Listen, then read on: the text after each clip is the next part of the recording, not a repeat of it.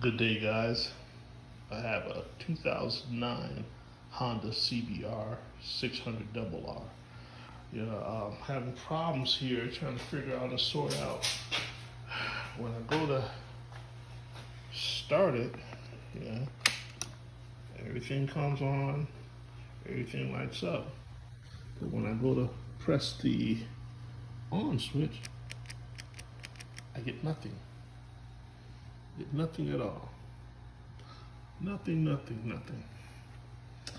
I play back and forth with it. And I get nothing.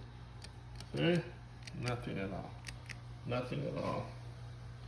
I checked the fuses.